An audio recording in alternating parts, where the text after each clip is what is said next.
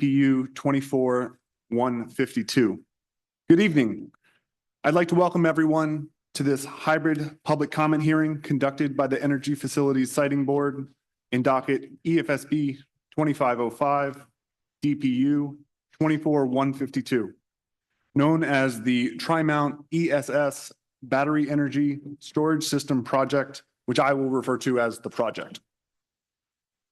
Before we start, I want to explain how to use Zoom tonight to ensure that everyone can fully participate in this hybrid public comment hearing from the start.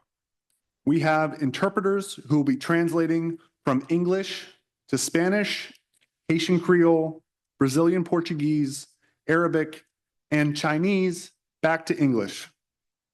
To select your desired language, click on the globe icon at the bottom of your screen and select English, Spanish, Haitian Creole, Brazilian Portuguese, Arabic, or Chinese Mandarin so that you can hear everything said today with interpretation as needed. I will give you a moment so that you can do that. For audio-only participation, attendees can dial in at 646-558-8656. This is not a toll-free number. And then enter the webinar ID 811-3615-9773. I'll now ask the interpreters to read these instructions in Spanish, Haitian Creole, Brazilian Portuguese, Arabic, and Chinese. Buenas noches. Para seleccionar su idioma deseado, haga clic en el icono del globo en la parte inferior de la pantalla y seleccione inglés, español, creol, haitiano, portugués brasileño, árabe o mandarín para que pueda escuchar todas las intervenciones de hoy en la noche con interpretación según sea necesario. Le haré un momento para que pueda hacerlo. Para participar solo con audio, los participantes pueden llamar al 646-558-8656, que no es un número gratuito, e introducir el número de identificación del seminario web, que es el 811-3615-9773. Bonsoir. Pour choisir la langue préférée, cliquez sur l'icône globe qui est en bas, écran ou A. Et puis choisir anglais, espagnol, créole haïtien, portugais brésilien, arabe ou soit chinois mandarin. Pour qu'attendez tout ça qui a dit aujourd'hui avec interprétation. Si ça nécessaire, m'en baille un petit temps pour faire ça. Pour participation seulement à audio, participants yo carré les 646 558 86 56 qui par un numéro gratis.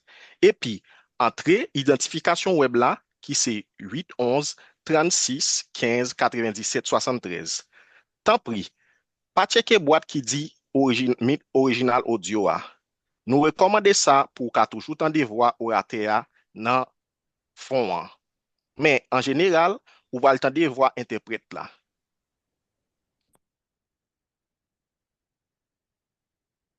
Boa noite.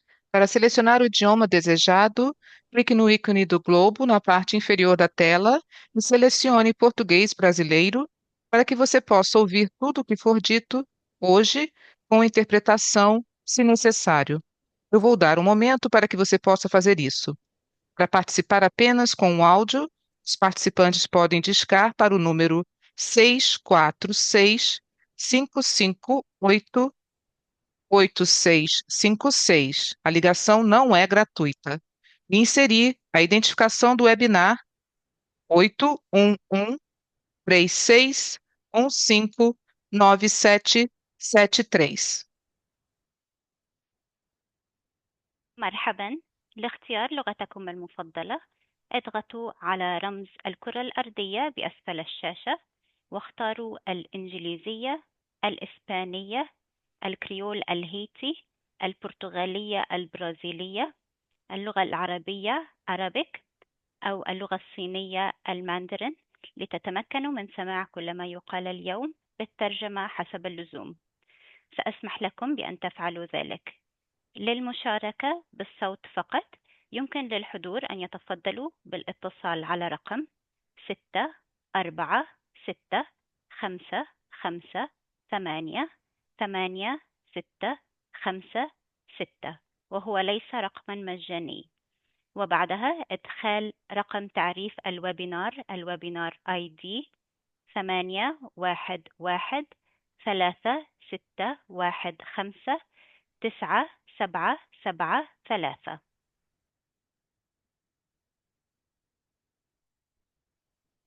您好，要选择所需的语言，请点击屏幕底部的地球图标，然后选择英语、西班牙语、海地克里奥尔语、巴西葡萄牙语、阿拉伯语或中文普通话。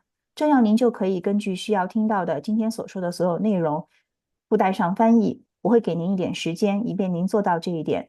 对于仅通过音频参与的与会者，可以拨打646-558-8656非免费电话，然后输入网络研讨会 ID 811-3615-9773，请不要选中静音原始音频框。我们建议您这样做，这样您仍然可以在背景中隐约听到实际参与者的声音，但大多数情况下，您会听到翻译的声音。拨入的参与者将听到演讲者的声音，而无需翻译，因为 Zoom 不为拨入的参与者提供翻译。但是拨入此号码的参与者发表的所有评论都将被翻译成西班牙语、海地克里奥尔语、巴西葡萄牙语、阿拉伯语、中文普通话或英语。Okay, we will be starting the interpretation now, so please look for the globe icon at the bottom of your screen and select your language.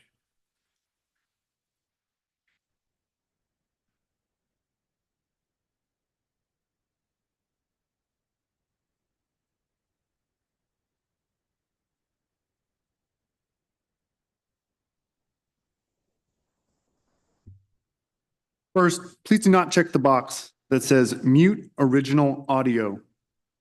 We recommend this so that you can still hear the voice of the actual speaker faintly in the background, but mostly you will hear the voice of the interpreter. Dial-in participants, you will hear the speaker's voice without interpretation, as Zoom does not offer interpretation for dial-in participants. However, all comments made by dial-in participants on this number will be interpreted into Spanish, Haitian Creole, Brazilian Portuguese, Arabic, Chinese, Mandarin, or English.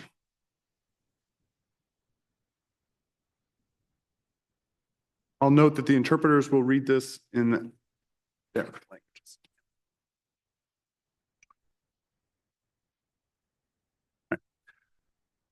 My name is Connor Tarr. I am the presiding officer in this proceeding and am conducting the hybrid public comment hearing tonight. With us tonight is James Van Nostrand, Chair of the Massachusetts Department of Public Utilities and a member of the Siting Board. Also with us on Zoom remotely is Commissioner at the D.P.U, Cecile Frazier, who will also be attending remotely. Also here from the Energy Facility Siting Board are others who will be involved in the review of this project. Andrew Green, Director of the Siting Division, Joan Foster Evans, General Counsel of the Energy Facility Siting Board, Wayne Wong, Assistant Director of the Siting Division, and Brian Wilmer and Smitha Divakar, Siting Analysts with the Siting Division. Please let us know if you are having any technical difficulties with Zoom. Call or text 857-200-065 for assistance. This hybrid public comment hearing is being recorded, and the Siting Board will post a recording of the hearing on its YouTube channel as described in the notice. We are here tonight because Trimount ESS, which I will refer to as the company, seeks individual and comprehensive zoning exemptions from the City of Everett zoning ordinance in connection with the company's proposal to construct a 700 megawatt, 2,800 megawatt hour battery energy storage system BESS, and associated infrastructure, including 2 underground transmission lines and 2 new project substations. The battery energy storage system would be located on approximately 20.75 acres of land on 2 specific parcels, one at 52 Beecham Street, labeled the northern parcel, and one at 0 South Farm Road, labeled the southern parcel. I will refer to both parcels as the project site. The company is also seeking approval from the Energy Facility Siting Board to construct, operate, and maintain 2 underground transmission lines, one at 115 kilovolts and one at 345 kilovolts. The 2 transmission lines would connect the BESS with the Eversource Mystic substation, which is located at 173 Alfred Street in Boston. The project would use lithium-ion batteries housed in approximately 816 above-ground enclosures. The project's BESS units will be placed in a double-stack orientation. Half of the BESS units and inverters would be on an industrial steel platform, and the other half of the BESS units would be below the platform. Each BESS unit would be on pier foundations and would be set on concrete pads. The project would occupy approximately 16.5 acres of the 20.75 acre project site. The current use of the project site is a former ExxonMobil oil terminal, now undergoing environmental cleanup. The project would include 2 new electric substations, referred to as the project substations. One on the northern parcel, a 345 kilovolt, and one on the southern parcel, 115 and 345 kilovolt. The project would utilize 345 kilovolt underground electric lines to connect battery enclosures and power control systems to the project substations, including crossing beneath Beecham Street. The project would also include 1 newly constructed 115 kilovolt underground transmission line and 1 newly constructed 345 kilovolt underground transmission line. The newly constructed underground lines would connect the BESS equipment to the Mystic substation. After exiting the project site, the proposed transmission line route for both lines utilize a private easement, then enter Rover Street, then enter Dexter Street, and finally, for the 115 kilovolt line only on Alfred Street. The company will make a presentation tonight regarding its proposed project and, as appropriate, respond to questions related to its proposal. We have copies of the public notice in Spanish, Haitian Creole, Brazilian Portuguese, Arabic, and Chinese on the table in the lobby. The Siting Board directed the company to provide this notice to residents and owners of property near the proposed project. The notice includes maps of the proposed project.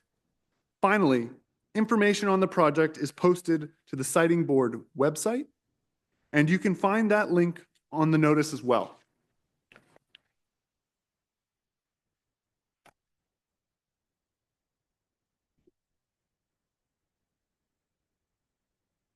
In addition to the panel that is present here tonight, I'd also like to recognize that the Undersecretary of Environmental Justice and Equity, Maria Bellin-Power, is also present with us tonight. If you are participating remotely using Zoom, you will have a full opportunity to see and hear everything said during this hearing and to offer comment and ask questions. For those of you accessing the meeting by phone dial-in, you too can hear everything and have an opportunity to comment or ask questions. The instructions on how to participate were also provided in the public comment hearing notice. Since this is a public comment hearing, we could experience some technical difficulties, such as sound from speakers, including potential background noise, video and audio issues, and potential delays. For those participating in person and those participating on Zoom or by phone, it is imperative that you speak slowly and clearly to allow the speaker to finish speaking before you begin speaking, and to pay attention to the video of the person speaking. I will raise my hand as a signal if I need to interrupt the person currently speaking to ask them to stop. All comments offered at this hearing will be recorded both in the official written transcript and on the YouTube video of this hearing.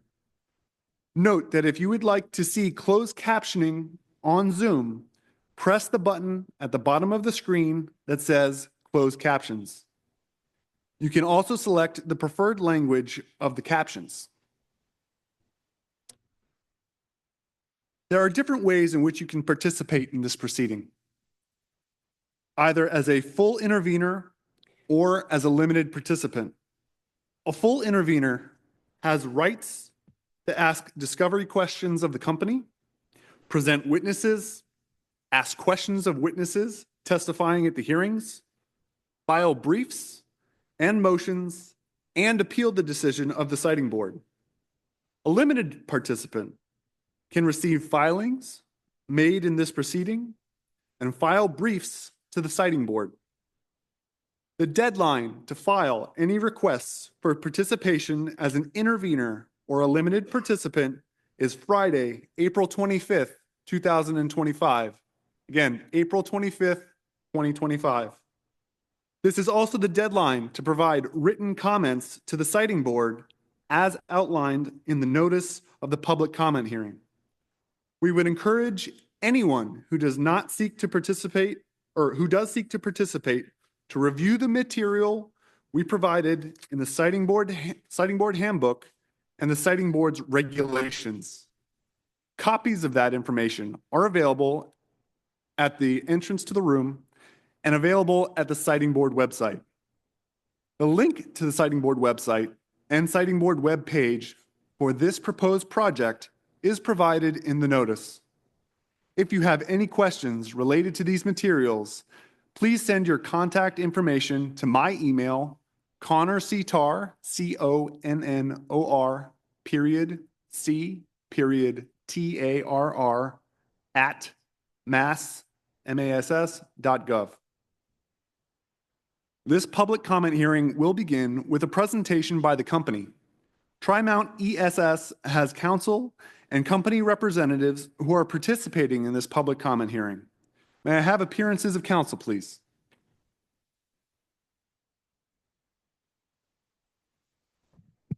Thank you, Presiding Officer Tar. Shane Early on behalf of the company. Thank you. And I would note that the company has provided a certification that the notice for this public comment hearing has been provided consistent with the terms required by the citing board. Would the company like to begin with its presentation regarding the proposed project?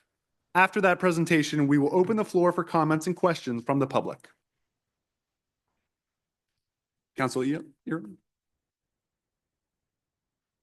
Thank you. And thank you first to everyone who's shown up today in person or online. We very much look forward to hearing from you. Since 2022, Jupiter Power has had meetings throughout this community in Everett with elected officials, with individuals, and with community groups. And what they've learned over those 3 years and those dozens and dozens of meetings have helped to shape the proposal that's before this board today. And we look forward to continuing those discussions both here today and throughout this proceeding. So I'll cover a number of topics, the first of which will be explaining exactly who Jupiter Power, the developer of this facility, is. I'll also talk about why they chose Everett for their proposed site for this facility.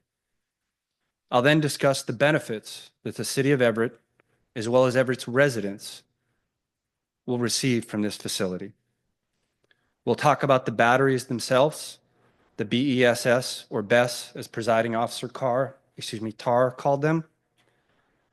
And then most importantly, we'll talk about safety, which is paramount for this facility and has shaped all of the decisions that Jupiter's made in its development.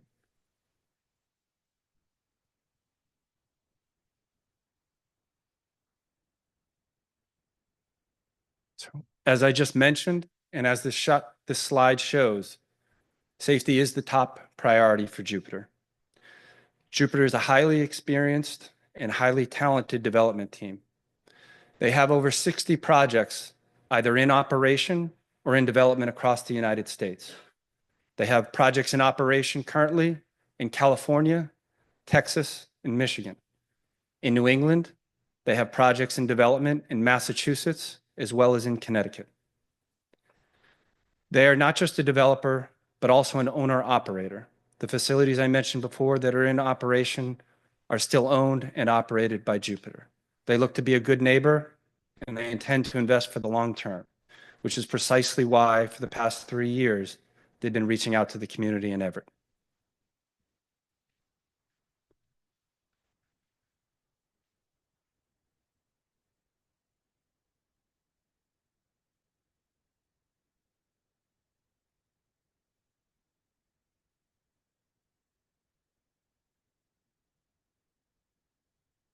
Now to discuss why they chose Everett as the proposed location for this facility. First, to operate and effectively operate a battery storage system, that facility needs to be able to interconnect to the electric grid. Here in Everett, with the retirement of the Mystic Generating Facility, a former gas power plant that recently retired, there's now significant room, or what's also called capacity, at the Mystic substation.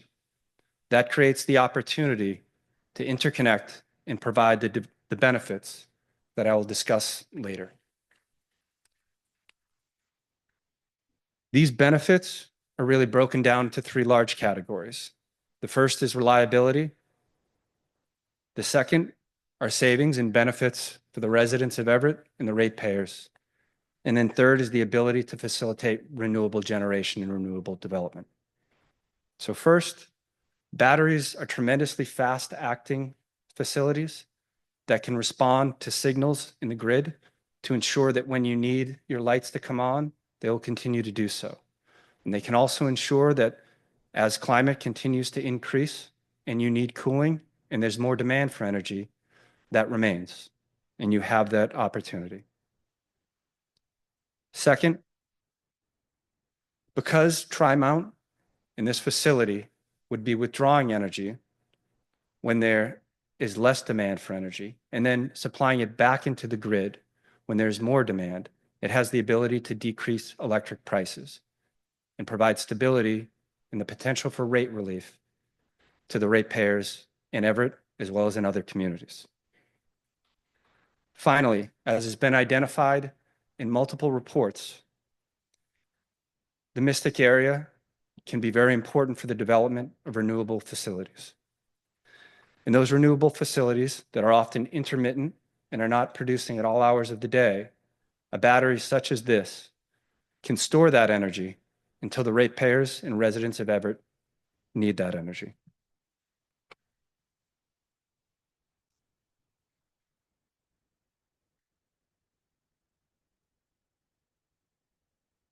What you see here is a high-level map of where this facility is.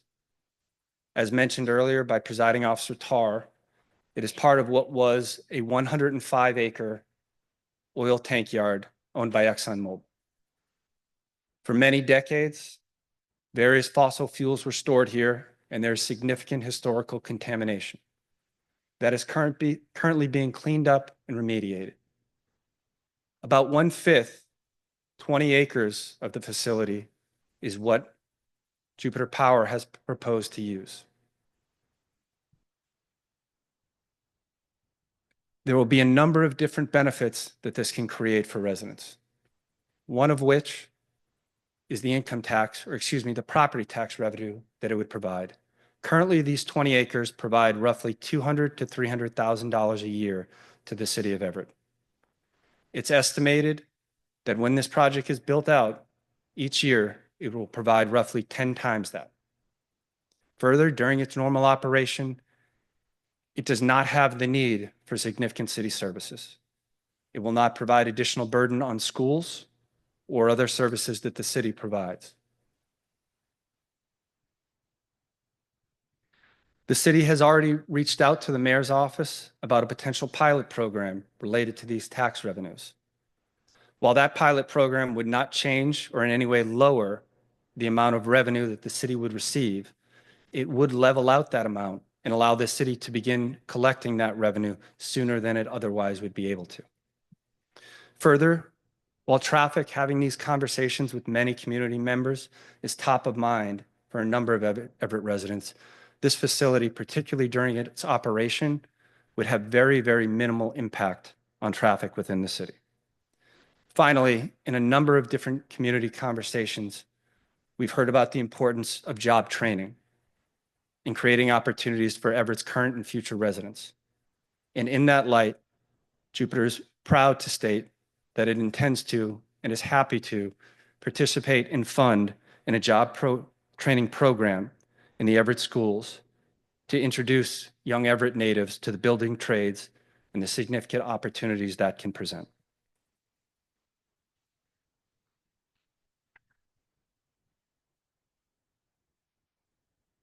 Now to discuss the batteries themselves. On the far left, you see what are the battery cells. And those are the size roughly of a battery in a motorcycle. Those cells are then put into the modules, which are hermetically sealed. They are then put into the racks, which are then put into the containers. The container is also hermetically sealed, and it's roughly the size of a container you'll see on an 18-wheeler driving on the highway. So as part of this, it's important to highlight a number of different safety features. There are multiple sensors that will be going in real time and providing information to offsite operations. These include sensing temperatures, gas, and smoke, as well as the operation of the batteries, so that if there is an issue, they can be remotely addressed before there's any incident.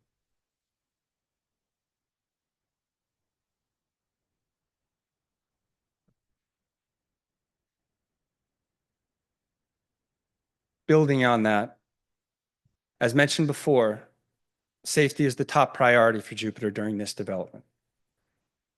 Jupiter in many ways has been a national leader in touting training for the first responders that would be involved.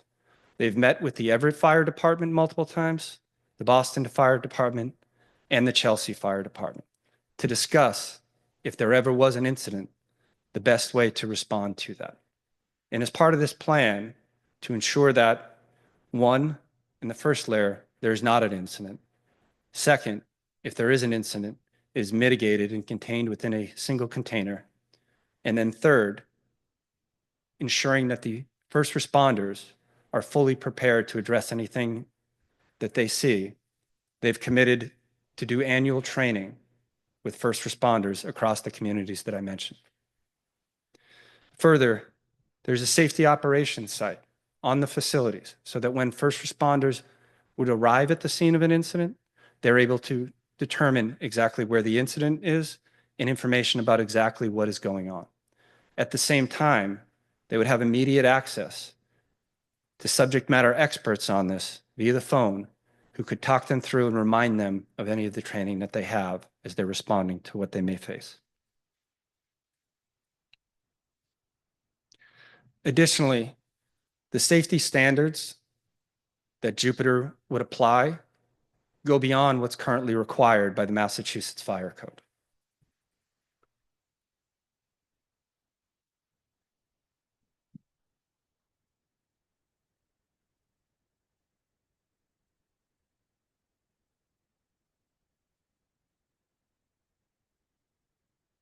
So what you see here is an image of the northern parcel and how that layout would function. You'll notice, and it's very important as part of the design, particularly with safety in mind, is ensuring that there is access for both the people who will be working at the facility and first responders should they ever have to respond to an incident. There's access throughout and new roads that would be created during the development process.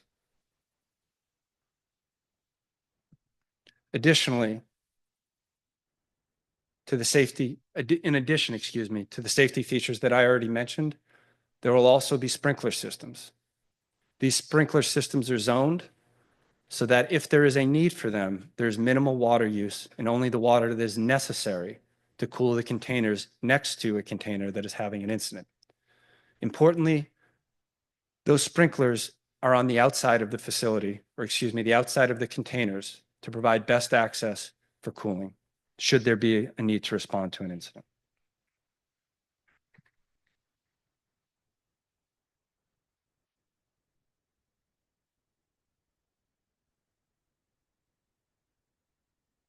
Another concern that Jupiter's heard as it met with people over the last 3 years was about the aesthetics of the site. And as you can see now, and as people have seen over the past decade, this was an ExxonMobil tank farm, and this is the current condition of the site during its remediation.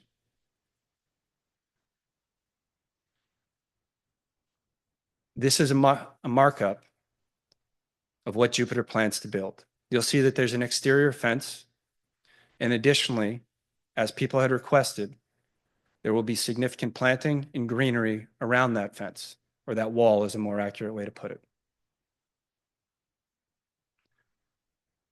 People had talked to Jupiter about the importance or how happy they would be if they're able to engage the community more, and suggested having contests for local artists to further integrate themselves to the community and build art that would be on the side of the walls.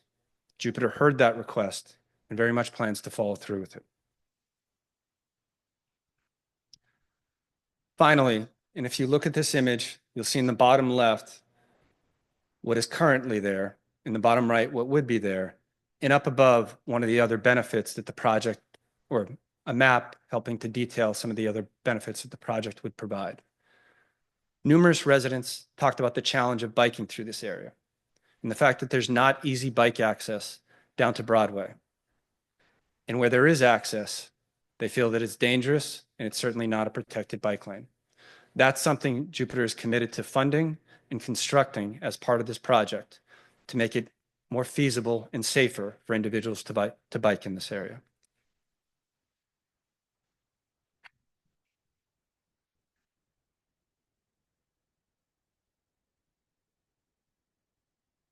To quickly summarize the comments that I mentioned before, this facility has the ability to both increase revenue for the city of Everett, improve electrical reliability, help facilitate job training to introduce Everett residents and individuals in the Everett schools to the building trades and the strong careers that can go with that. Jupiter will commit to annual trainings with the first responders and looks forward to continuing to try to partner with the city, all of the residents, and be a good neighbor as this moves forward. Thank you.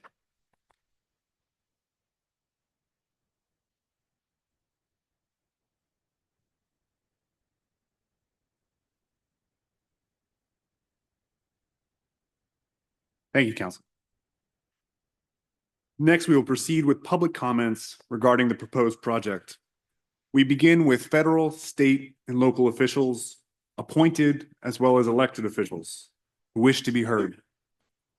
Then we will proceed with the members of the public who have signed up to speak in the order in which they have signed up.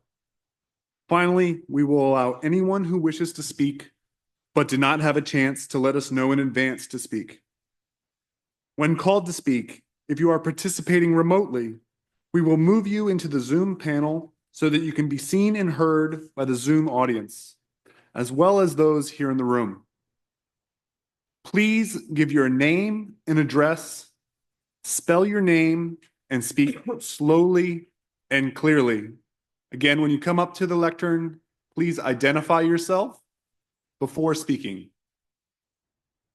Please stop speaking if you see me raise my hand. If a company response to a comment or question asked is appropriate, I will ask the company to respond. Okay, we are now ready to hear your comments. Again, please identify yourself, giving your name and the office that you hold for the record. Do we have any federal officials present or on Zoom that wish to comment?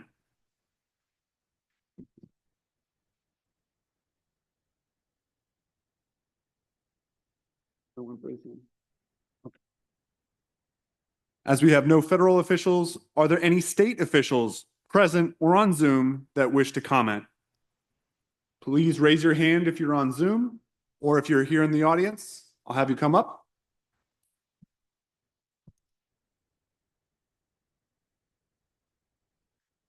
Good evening. Good evening. Again, please identify yourself and your office for the record. My name is John Hanlon, Everett resident, and I am an Everett city councilor. I have been involved with the city council in politics for the last 60 years.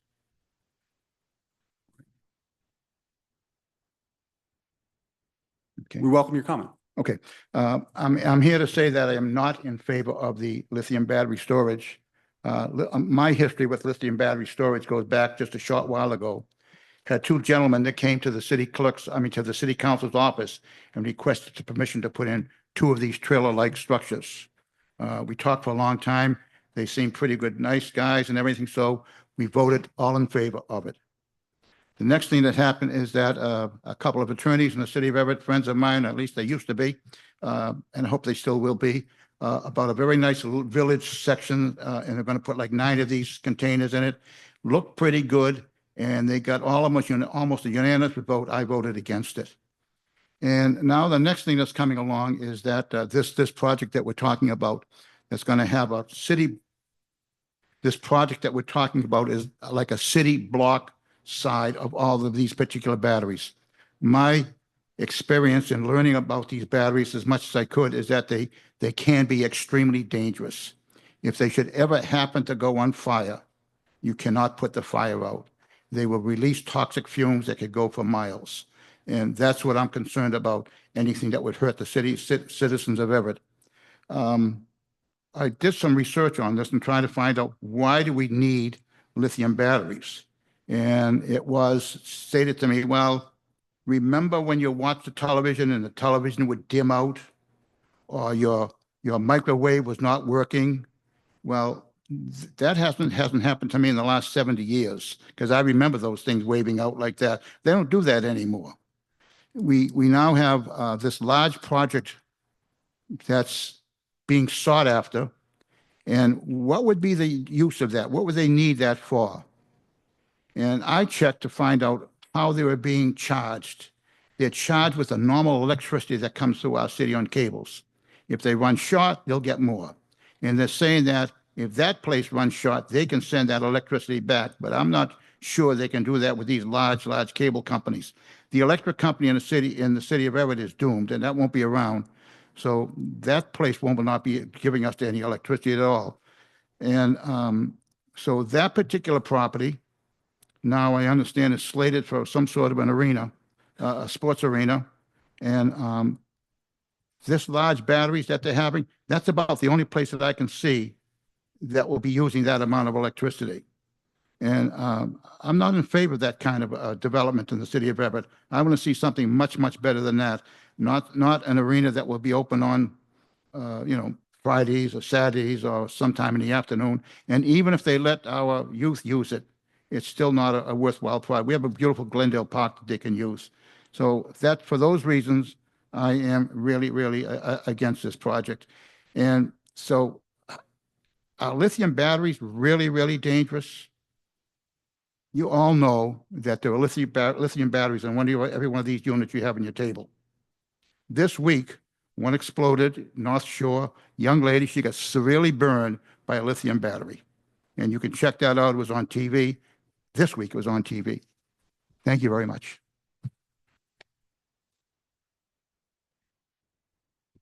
Thank you, City Councilman. Mr. Early, would the company like to respond or provide any additional comment regarding the fire safety?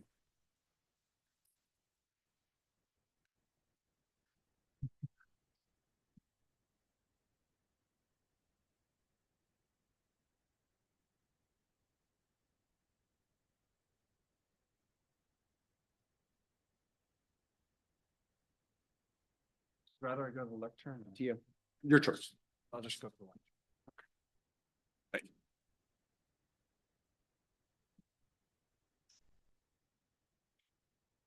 I would just reference back to the numerous safety features that I talked about before. Things that aren't present when you're talking about a battery on a computer. And more importantly, say that we'd like to continue the conversation, look forward to working with that city councilor as well as other elected officials and members of the community during the course of this proceeding. Now I'm going to refer back because we sort of jumped around a little bit. Are there any state officials that are present here tonight? Any state officials that are present that would like to provide a comment here or on Zoom? If you are here on Zoom, please raise your hand and we'll move you into the panel. If not, we will move on to local officials. As no one's hands being raised on Zoom and no one here in the audience, are there any local officials present or on Zoom that wish to comment? Please raise your hand or raise your hand on Zoom. I do have a number of people that had previously signed up, so we will try and take them in as close to order as we can. I know that Mayor DiMaria is here. Would Mr. Mayor, yes. Oh. And I want to make sure that if you're speaking, the only way that the interpretation or the transcript is able to hear you is if you come up and speak at the lectern. So I understand if you're raising your hand to get attention or something, but if you need to speak or need to say something, please come up to the lectern to speak so that everything can be recorded. Ma'am, you had a question. As a public official? Yes. Okay. Okay. Up to you.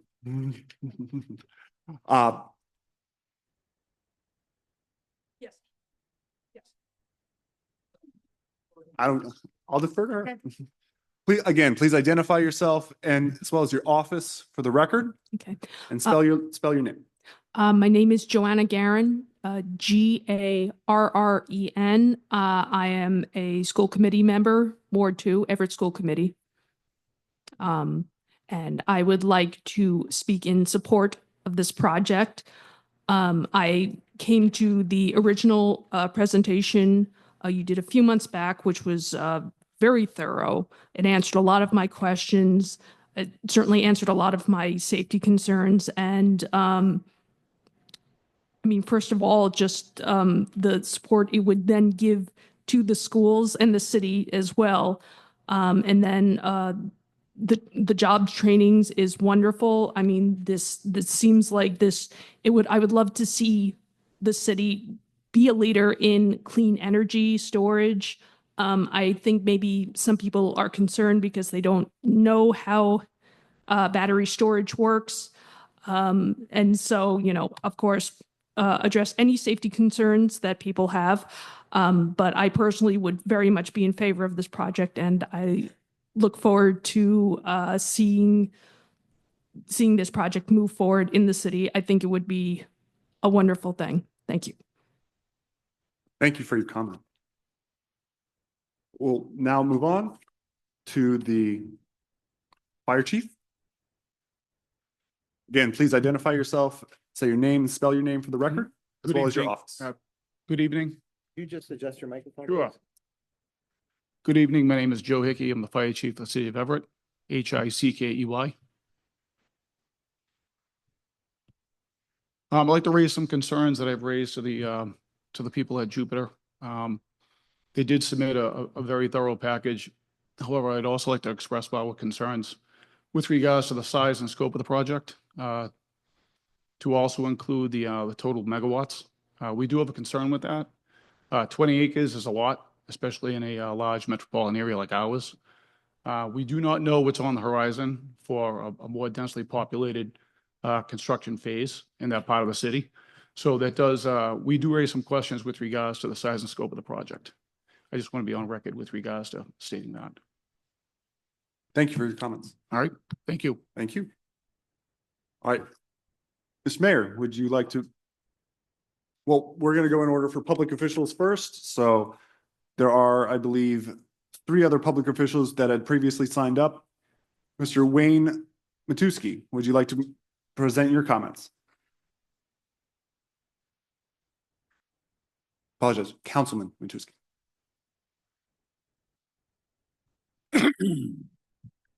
Thank you very much for this opportunity to speak to you this evening regarding this project. You know, we had a casino built here 6 years ago, as you know. And as state representative, I went to every hearing. There was actually 3 right in this building. And I was in favor of that. It brought permanent jobs. It cleaned up Monsanto. I think it was 40 acres of contaminated property. If you drive by there, you see how beautiful it looks. So that's the vision that we have for this area. We're not a dumping ground for energy. We've done our part in this community. Monsanto left us with a big mess, but it turned out to be a bright, shining star for the city. Across the street, Boston Edison, you referred to it as the Mystic Power Plant. That hasn't been in operation, I think, for at least 20, 30 years. And the stuff that used to come out of those chimneys, if you lived in that neighborhood, you couldn't hang your laundry, forget about it. Your cars were pitted with the debris that come out of those chimneys for years. And as the chairman mentioned, I represented this neighborhood, and I still do, for over 40 years. And I served 2 years as a state representative. I know this community, and I'm aware of this project. Now, the gentleman spoke about how safe it is. Well, in 2003, you had a serious fire in New York. Am I right? I'm right. 2025, this year in California, a very major fire. Okay, you know, this is only a football field away from LNG. And you all know how serious of a flammable material that is. This is just a football field away. You know, it's all been sugar-coated here. They said they've had meetings for 3 years. Well, I was invited to one, okay? One, and it was here. That is the only meeting I know about, okay, that I've been invited. What's it cost for a postage stamp? You know, I'm a little old-fashioned. I take phone calls, and I believe in the mailman. At least I used to anyway. But let's be real here. I am the district councilman. I represent this neighborhood. The people that live there, there's some new people that have moved into some nice apartments that they have built. The old Charleston Shoe Factory, which isn't too far, who I met this evening, and they seemed to be in favor. But what we put up with in this neighborhood for so many years, I mean, it goes on and on. So you had the Boston Edison. You referred to as Mystic Station. The LNG, which thank God we've never had a problem. Never. Our fire chief is concerned about the safety of this community. He is against this, I believe. The only good part that they've presented here is that it's going to be union built. I happen to be pro-union. That is the only good thing. But guess what happens after it's built? And it came out of the Jupiter's representatives' statements at City Hall in the council chamber. Guess how many jobs it's going to create? Take a guess. On 20 acres of property. How many jobs you think? 7. A couple of landscapers and security guards. That's an impact to our community. Think about that. No jobs. That's great they're doing an apprentice program. That is the only decent thing that I can see. And this is nothing personal because I don't know this company. But the mayor is against it. Many residents have called me. Some are here tonight that are opposed to this project. Some can't be here. We've been through the mill here in Everett with all the debris that they put down in that section. And the Davis company that purchased the property, I believe it's close to 100 acres, is a decent company. And I thought they'd have a vision of something similar to in Somerville, the Assembly Square Mall. It's beautiful. Every week you drive by, there's a new project going on. But not in Everett. No. We get dumped on. And I understand the former mayor of Somerville's in favor of this project. Well, guess what? He's a nice guy and all that. Put it in Somerville. And I understand there's another project in Chelsea before you people, which is only a stone's throw away from Everett. We've had enough here in Everett. Please take my concerns. You know, there's no long-term jobs. And we really don't want it in Everett. And I hope that you people will agree to ask these people to relocate somewhere else. Thank you very much. Appreciate your comments, Councilman.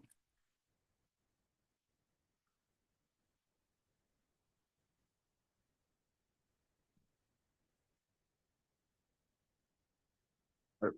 We're going to keep moving down our list of people that had signed up. Or Mr. Mayor, would you like to? All right. Again, please just identify yourself, spell your Sure. name and my office name- for the record. Yeah, thank you. My name is Carlo Di Maria. I'm the mayor of the city of Everett. I do have, some prepared remarks here that are, that are decent.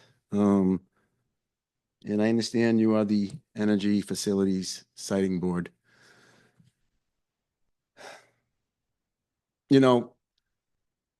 For generations, or for decades, I guess I used to drive through this area as a kid, riding my bike to Northeastern to go to school, and I would see, Monsanto chemical plant and the power plant, the stacks and the LNG tankers and the GE parkland and Coleman manufacturing and all these dirty industrial users in our city. At one time they served a great purpose in our community, They provided great jobs for our residents, our residents. It's always been a gateway community, always been a gateway city. Residents that come here from different countries, like my parents, and it just strikes me that, we're in an environmental justice community. And I really don't know so much about the best facilities, and I understand the concept. I mean, they're going to buy power from the power. They're going to buy power from the grid during off-peak hours and sell it back during peak hours, which is great. I don't see if wind is if they're going to run turbine, if they're going to run underground conduit into this facility. Are they generating wind power into this facility? So I really don't see how that's a green facility. Again, I like them. They're a great group. They're represented by some good people. We've had some good meetings. Not 3 years. I think it's been about a year. So I really don't have anything. Again, no ill will towards battery farms. I understand it's alternative energy. We need, we need energy for the grid and so forth.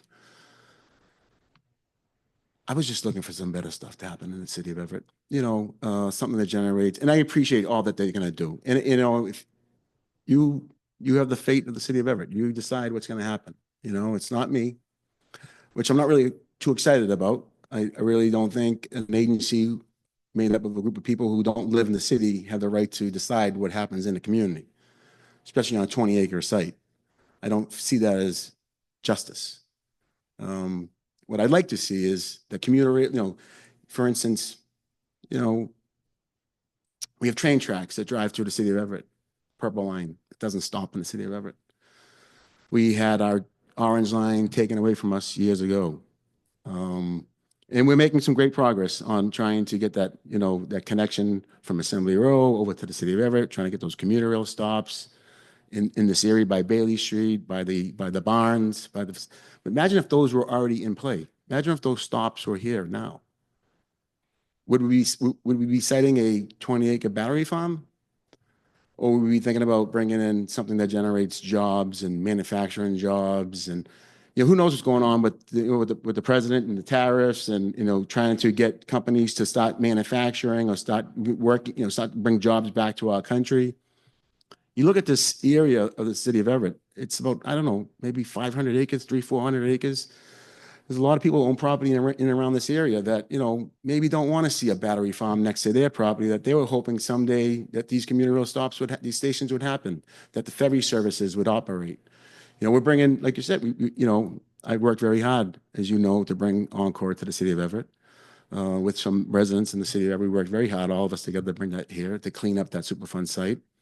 For me, it was always a catalyst of redevelopment. For the first time in 100 years, we brought access to the waterfront. We have a water taxi service, now a water shuttle. We have a walking path on the waterfront. We're connecting that waterfront path to the stadium site, to another 4-acre park for our residents. I don't understand why some elected officials spoken against the stadium, but for us, that's going to be another great thing for us, right? You drive into the city of Everett, you no longer see Monsanto to your left and Stacks to your right. You'll see something more vibrant where people are coming and people are enjoying themselves. I look at this area as maybe an area for hospitality. The Boston Celtics are looking for a new home. Tiger Woods and his team, they're looking for new PGA facilities, indoor golf facilities. There's always a need for hotels. I understand development. I understand people purchasing this property and needed a return on their investment. I get it. It was a big, we are very appreciative of John Davis and his company for cleaning up the Exxon site, to removing all those tanks, taking those dirty industrial. I look out my window at City Hall, and that's all I used to see was these tanks. And now I'm starting to see land again, right? And when you start seeing you start seeing land in your community abutting the waterfront, you start thinking, what can that really be? Again, I get it. There's lots of commercial office space empty around. No one wants to see more residential.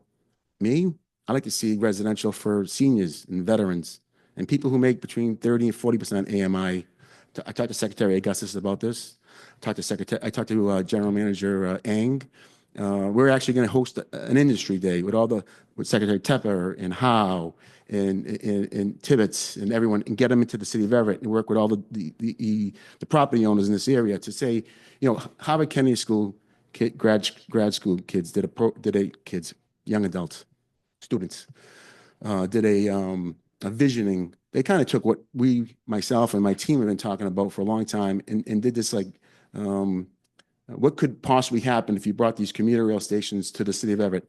If you built a ped bridge from Assembly Row over, if you brought the Civil Line, which we got a $30 million, $22 million raised grant to bring from Sweetser to Encore, right? The Civil Line. We need some more money to bring it from Market Basket to Sullivan.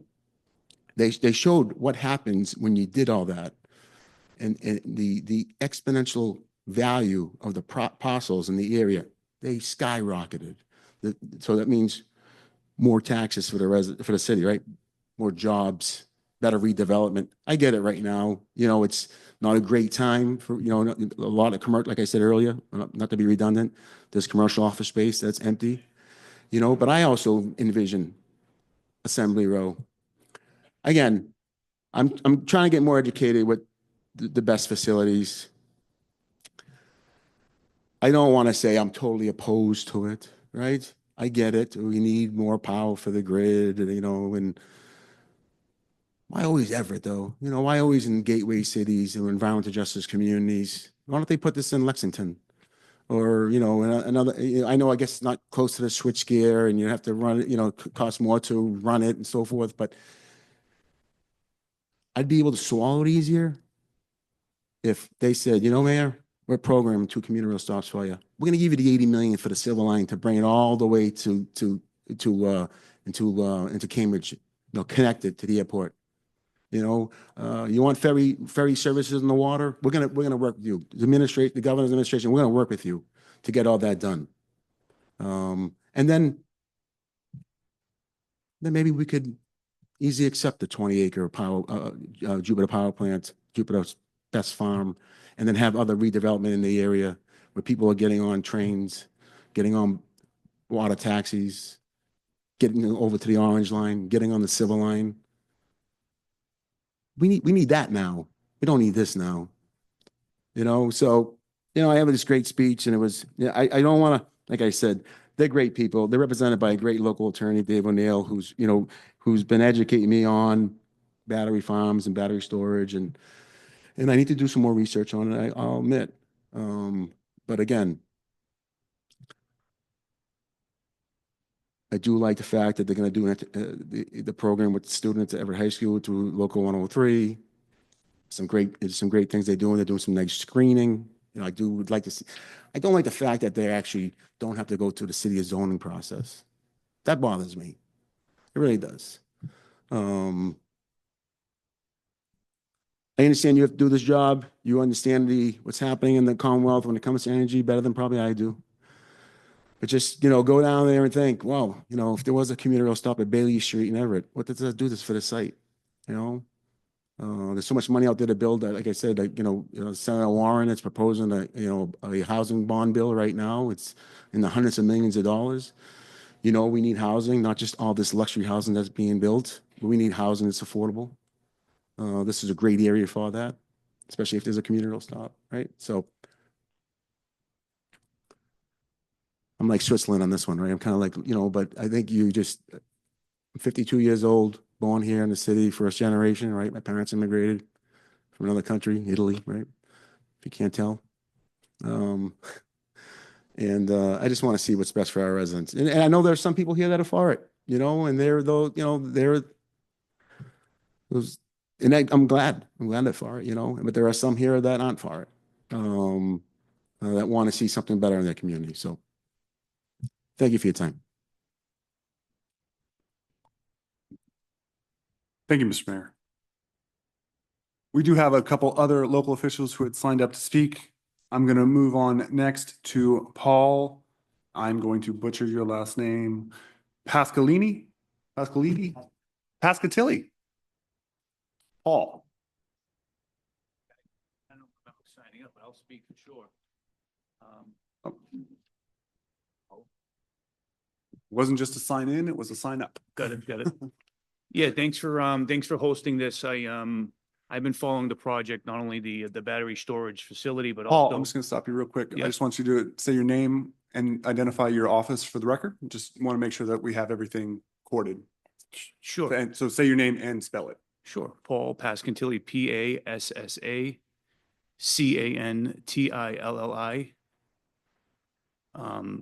The office, Hannaford Battery Strategies is the company I work for, and here in representing two clients in the area where this is being proposed. Okay. Again, so thanks for hosting this. I've been following the project, not only Davis's master plan, but also the battery storage proposal. I think, the representatives from Jupiter started off by saying why they chose this particular site. And I think if you've been following real estate in general, I think there's a lot of, I don't think we're talking about the economics of this particular proposal. I think if I had to guess, maybe Davis found Jupiter. I think there's a lot of challenges right now in the capital market space that called for a lot of relief financially in order for this master plan to take off. I think, obviously Jupiter was a wonderful, company to position them, for Davis to position them into and provide some economic relief for their project. In representing two clients in this area, essentially next to this particular site, again, we're in opposition of it. We feel as though we look across at Assembly Row, and I think, a lot of the constituency of Everett, we're hoping that, that master plan would look a lot like the one that Everett Davis is proposing. And so, I think as the mayor alluded to, I myself would drive down this street and to Malden Catholic to go to high school, never really wondering, what was in the future for this particular site. We just always thought that this was always going to be what was there. And now that there's an opportunity, and again, in attendance, showing up to some of these presentations by Davis, they just have an amazing proposal, mixed-use proposal. And to have this particular use going essentially down the 50-yard line, connecting not only their master plan, but also to a potential stadium, it just seems like there could be a better use to really tie both ends of the project. There's a lot of examples in and around the state as to what a master plan looks like. And I would think that there would be just a deeper and more granular conversation around this particular 20-acre site, essentially connecting two major proposals for this particular city. So again, I'm in opposition of it. I think, it's probably something the conversation should definitely continue. And I think with all of the safety concerns obviously brought up by the chief and the public, that there's definitely got to be maybe another site that this could be placed on, but that's all I have. Thank you for your comments. And just quickly, just because I've heard a couple, please note, please put your cell phone on silent or mute or turn it off if there are any other difficulties. I just heard a number of phones go off throughout the meeting, so please silence your cell phones at this time. We have one additional person who had signed up on our public official sign-on sheet, Peter Pitrianto. I'm sorry. So bad. Can you please say and spell your name for the record? Peter Pietrantonio, Pietrantonio. I'm a councilor of Ward 6. I'm right across the street from this project. Lived in Everett all my life. Played in Monsanto, played in GE. I've done it all. I'm in favor of this project. We're talking 20 acres out of 110, I think. If they're showing the pictures, what they're showing us, how it's going to be landscaped, the wall, I think we're not even going to even know it's there after the Davis group gets in there. They're cleaning up. As a matter of fact, I just want to thank the Davis group for what they're doing. And I want to thank Jupiter too. They did have a couple of meetings. They invited all the city councilors several times. I've been at Dave O'Neill's office. So we've been at a couple of meetings. But to clean this up, I think it's just part of the progress that we have to make. Today's day, electricity is big.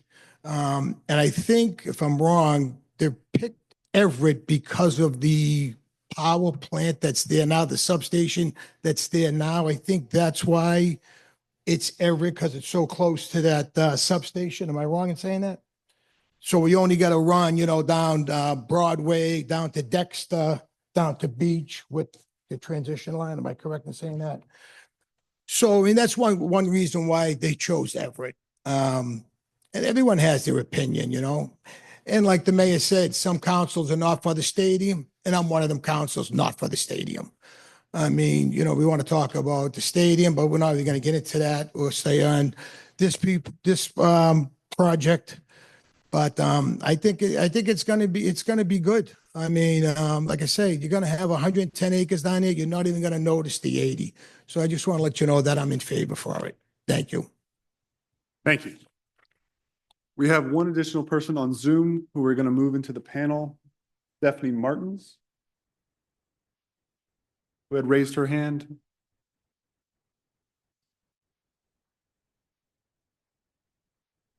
Ms. Martins, you are now in the panel. We'll open up the floor to you. Please say and spell your name for the record, as well as identify your office. Sure. My name is Stephanie Martins, STEPHANIE-MARTINS. I'm the current president, the president of the Everett City Council, and my address is 59 Lexington Street, Everett. So first, I'd like to thank Jupiter and Attorney O'Neill for their transparency and their outreach efforts. At this time, there are some questions that remain unclear to the City Council. I wonder if they can be answered tonight. Is there a pilot agreement that has been signed? Is a fire and police substation part of the agreement? Is there a host agreement that has been signed? Energy savings was also mentioned. Is there an agreement that clearly outlines some tangible savings specifically for Everett as part of this project? And my main concern is actually noise. I've read about instances where continuous noise, even if significantly low, might lead to health implications. So I'd love some clarification on that. Thank you. Would the company like to provide any response?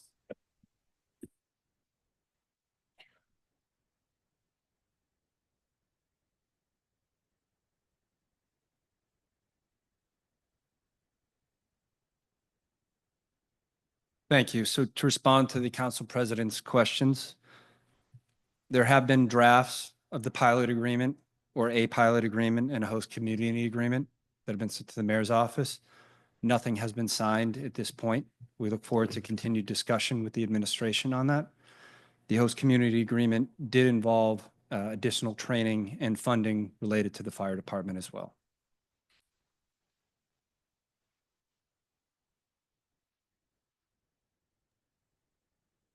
Do we have any answers to the other questions? And I can repeat them regarding energy savings, concern about noise. And what I'm hearing is that there's no substation, just training. I'll open it up to the company to provide additional response to the council president's questions. So first, to talk about energy savings, what the facility has the ability to do is lower the supply cost, the cost of energy itself, which would then lower the cost to customers, ratepayers, both in Everett and in other locations. With regard to noise, the Massachusetts DEP has one of, if not the strictest noise standards in the country. It's an L90 standard, which measures the quietest 6 minutes within an hour, and that becomes the baseline on which everything is measured from. We have submitted analysis on that, and that analysis shows that the facility would meet the DEP requirements. Thank you.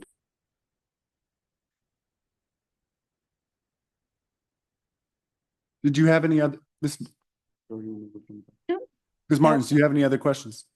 That was my last question.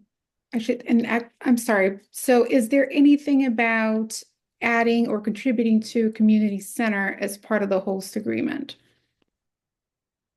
I'll open it back up to the company to provide additional response to the last of your comments.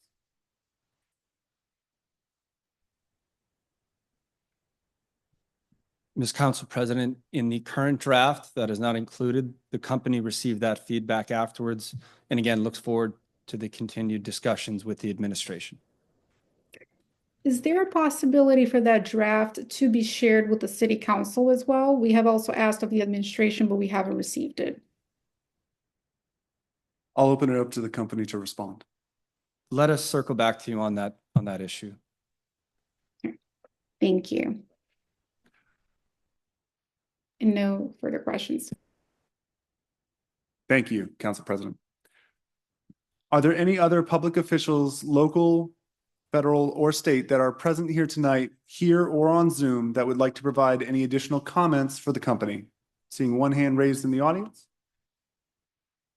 Please come up to the lectern. Please identify yourself. Say your name, spell it, as well as your office. Geraldine Alcy Jabouin, Everett City Councilor at Large. I'm in favor. Could you spell your name, please? It's Guerline Alcy, and the last name is Jabouin. Thank you.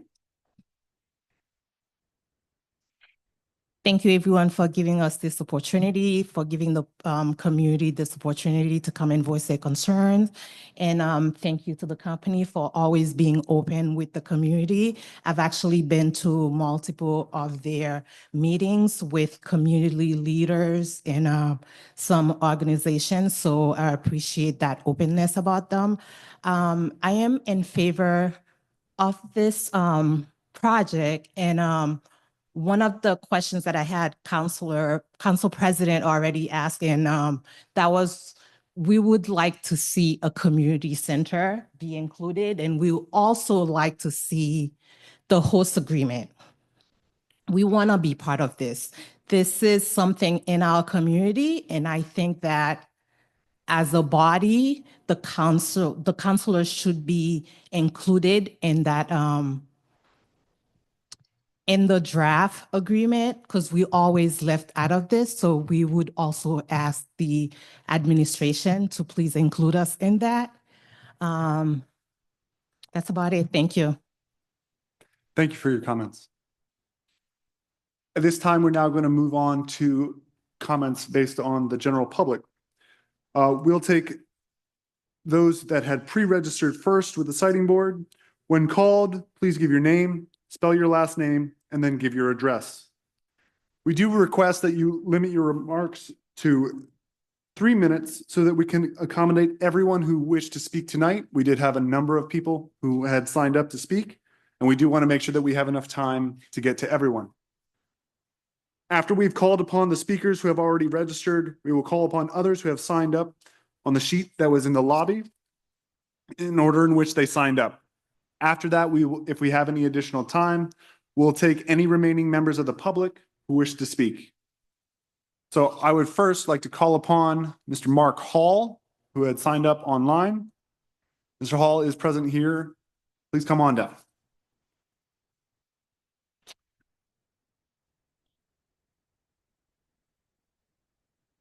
Hello, my name is Mark Hall, Hall. I live in 2 Bowdoin Street, Everett, Ward 6 in the Backyard Apartments. I'm a software engineer who recently chose to make Everett my home, so hoping to offer a fresh perspective. For generations, Everett has shouldered the environmental burdens of New England's industrial economy, from textile mills dumping toxic dyes into the Mystic River to the oil terminal that, in 2006, spilled tens of thousands of gallons of diesel from a neglected pipeline. And I am for this project. I do want to state that. Now we have a chance to turn the page. The Everett Battery Project is a rare opportunity to repurpose contaminated land into a cornerstone of the clean energy future. It's not about batteries, it's about reclaiming our city's environmental legacy. We often talk about the existential threat of climate change, but we need to talk about the urgency of action. It's ironic that states like Texas, Iowa, and Oklahoma are leading the nation in renewable energy, while communities like ours struggle to build the infrastructure we need. If we truly believe in science and equity, we must lead by example, and that means saying yes to projects like this. There are some valid concerns about safety, and I take those seriously. The developers have made safety their top priority with 24/7 monitoring systems, sensors, and fire detection equipment that meet national codes. They say they're working with local fire departments to provide training and site-specific emergency response plans. And their design ensures in the unlikely incident, it would remain contained within the project site with no risk. While there is risk posed by the project, we also have to consider the greater risk of climate inaction. Just last summer, parts of Massachusetts were hit by record-breaking rainfall that flooded home and washed out roads. Everett saw skies filled with smoke from the Canadian wildfires. Sea levels are rising, and we're losing lives every year to heat. Climate change isn't a far-off threat. It's already here, and it's hitting working-class communities like Everett the hardest. Projects like this enable power hundreds of thousands of homes, and they make our grid more resilient. They let us store wind and solar power when we need it, displacing fossil fuel plants and reducing pollution. But more than that, the project lays groundwork for Everett's future. With a stable grid, we can support dense housing, attract new businesses, and lower the cost of living. If we don't build, we push people to the fringe of cities, to long commutes, sprawl, and worsening environment outcomes. Like many of my generation, I've watched with growing concern as climate impacts accelerate. I know it can feel overwhelming with the amount of turmoil in the world, and especially within the federal government right now. But this is something we can do right now and right here. Everett can lead by example. We can be the city that turns a century of environmental damage into a symbol of what's possible. We can put our values into action and help fill the bucket of progress one drop at a time. Thank you. Thank you, Mr. Hall. We'll move on next to Paula Sterlight. Paula.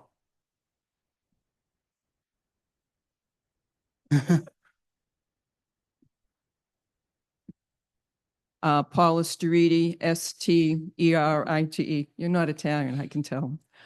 Good evening. I wanted to thank the Commonwealth of Massachusetts Energy Board for hosting this public meeting, and to people from Jupiter for the meetings they held last year with the community regarding the battery farm. The community meetings were an education to us all on the value of the waterfront and the switching station on Lower Broadway.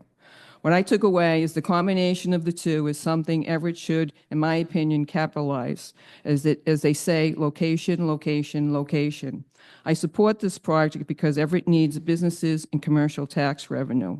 As I have stated on many occasions, we face a perfect storm of declining revenues and increasing spending. Our tax revenues are dropping. The mayor last year at the State House stated the city is facing a revenue shortfall of $28 million in the next couple of years. All of the resident developments will not replace the tax revenue we have lost from just the closing of the Constellation, not to mention the loss of hundreds of union jobs. I would like Jupiter to confirm if the following is still true. The battery farm is a $500 million project, and that Everett residents will get hiring preferences during the construction and once the farm is in production. That Jupiter will offer an apprentice program for both students and adults in the field of clean energy, not just trade jobs.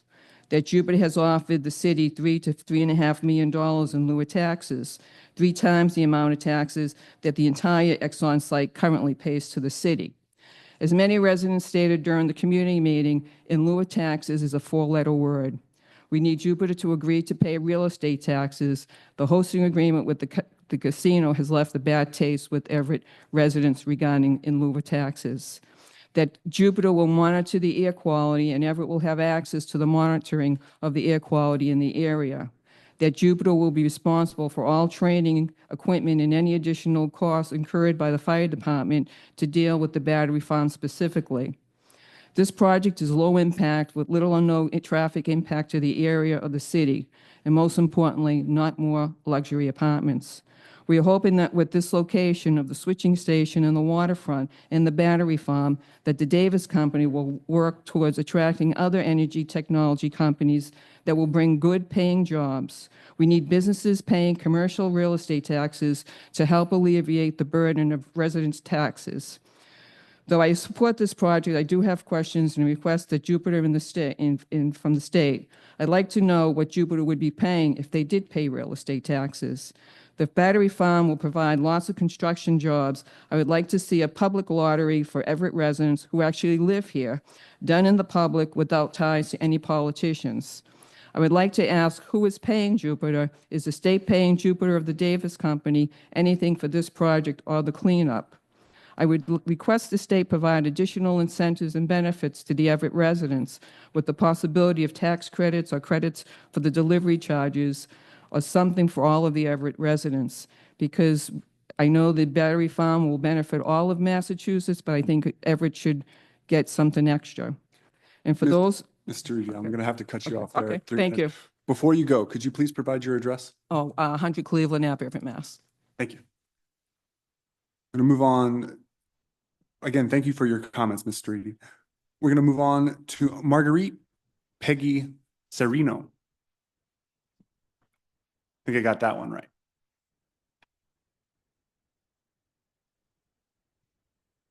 People, Peggy Serino, Everett, Massachusetts, 16 Lafayette Street.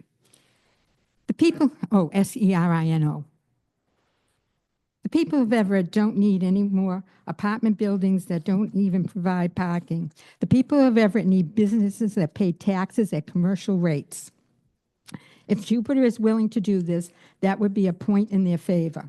Please don't use the words host agreement. The people of Everett have a very negative, reaction to those words because of the casino. And I've heard that the soccer stadium referred to here tonight. Believe me, the people of Everett do not want that soccer stadium. I went to a Jupiter meeting where we were told that Jupiter was providing the equipment and training that our fire department needed. The city wouldn't have to pay for this. I've heard that referred to by the company, and I hope this will continue. My understanding is the battery farm will take electricity during non-peak hours and store it so it can be used at times when the demands for electricity is high, very high. I can't understand why a solution to a problem isn't being heralded, because this would help the people, not only in Everett, but elsewhere. Could you please explain what would happen if there was a fire and what the environmental impact would be? We have had city councilors at council meetings discussing that if there was a fire, it would be a catastrophe. The city would have to be evacuated and all the problems that would go along with an evacuation. I don't know if this is true. Most of us are not environmental or electrical engineers. So if you could explain this, it would really help people to see the benefits of having the battery farm. We had an electric company and the LNG tankers here for decades without and not one incident that I know of, and the city hasn't blown up. I look forward to your explanations and Jupiter coming to the city of Everett. Thank you. I'm going to ask if the company has any response to this speaker or the previous speaker. Yes, to the last speaker.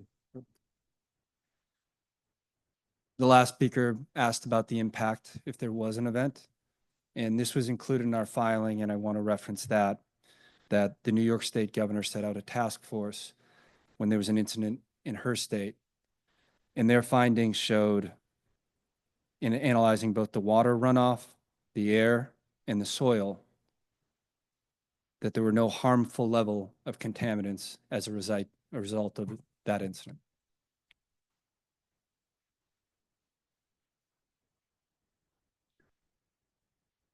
Thank you. We're going to move on to our next sign up, Samantha Lambert.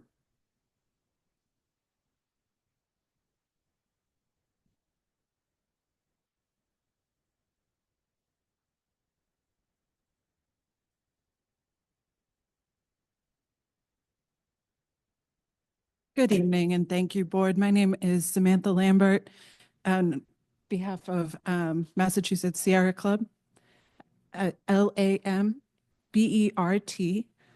50 Federal Street in Boston. So again, thank you, board members, for the opportunity to speak this evening. I am the political and municipal organizer at the Massachusetts Sierra Club, but in addition to my role at Massachusetts Sierra Club, until this past summer, I lived in Everett for the majority of my life, and my parents still reside here. We speak here today in support of this project. Peak transmission is often associated with costly polluting peaker plants, such as the Mystic Generating Station that was housed in our community until the summer of 2024. As energy needs of our region increase, we must collectively work to address the impacts of peak needs and the impacts on our host communities. This project addresses just that, taking advantage of the existing connections and tie-ins with minimal disruption. At a time when Massachusetts residents are bearing the burden of extraordinary energy costs, as well as heating and cooling due to climate change, the addition of Tri-Mount Energy Storage Project will provide cost-efficient peak management of stored clean energy. When it comes to Everett, infrastructure proposals such as this are rightfully treated with skepticism. For nearly a century, residents have exchanged tax revenue for their health and their waterfront. Questions about safety are natural and understandable, and many likely wish that they had been asked generations ago. Everett is a practical community, however, and as facts have been presented, the community has begun to understand the in-depth risk management strategy, weighing the benefits of revenue and investment in the city, and considering the future we are leaving to our next generation. As we look to the innovation happening in neighboring communities like Chelsea, who are embarking on their own microgrid, including solar and battery energy storage, we see that embracing our unique history and infrastructure, and as well as our connection to the regional grid, will open the door to investment in a clean energy future that reduces the cost burden to our families. In closing, we urge you to favorably support the work associated to bring Tri-Mount Energy Storage Project to reality in Everett. Thank you. Thank you very much for your comments. At this time, because we've been going for about an hour and a half, I am going to take a 10-minute break. At this time, it is 8:06. We will go off the record for 10 minutes. We'll return at 8:16. Thank you.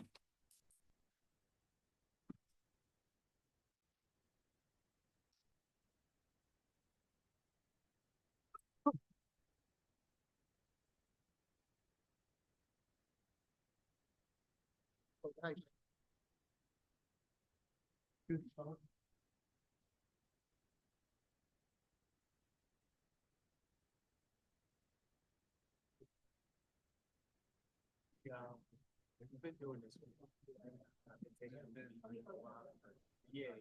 I don't think I was on this one. Yeah, he's like, and I still exactly. Yeah. How you doing? Good time. Nice to meet you.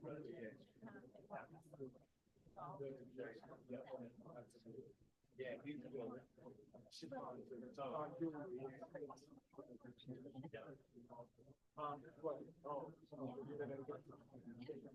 Oh, yeah, yeah.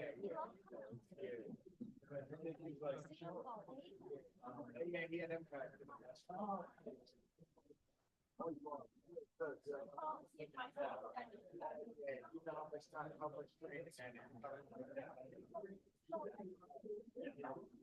yeah. Represent for the trans. He's like, this is the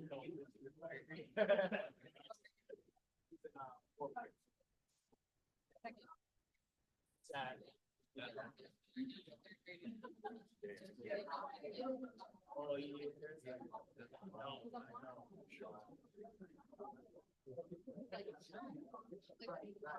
They used to.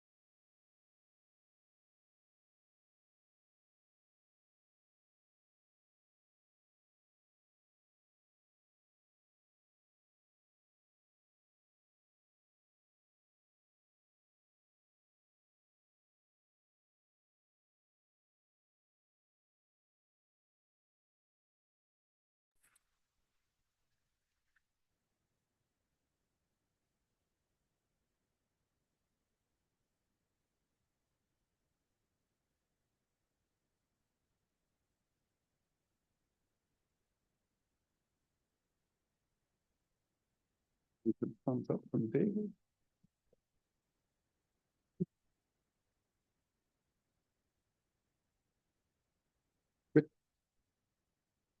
All right, we will now go back on the record on EFSB 2505, DPU 24152. We will pick up where we left off for public speakers. Next up is Dominique Agnew. Dominique.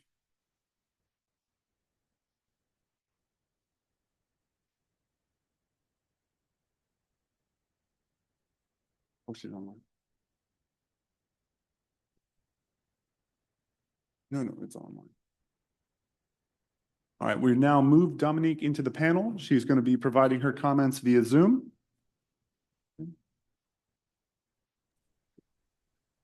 Hi, everyone. Can you hear me? Yes, please go ahead. Awesome. My name is Dominique Agnew, Agnew, address 62 Summer Street, Boston, Mass. Good evening, hearing officer Tar, siting board members, Chair Van Nostrand and Commissioner Frazier, and thank you so much for the opportunity to provide comments in this proceeding. My name is Dominique Agnew, and I am a Charlotte E. Ray Legal Fellow at Conservation Law Foundation, and I will be providing comments on behalf of CLF attorney Angela Mile.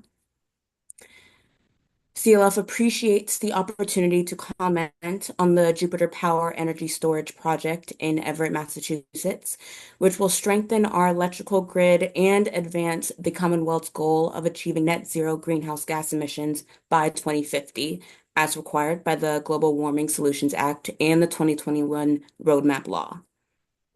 The Massachusetts Clean Energy and Climate Plan further emphasizes the need for energy storage to support a decarbonized electricity grid to help transition our energy system to zero emissions. CLF believes that renewable energy battery storage facilities are necessary to meet the Commonwealth's mandated climate targets and that the EFSB should allow this project to move forward.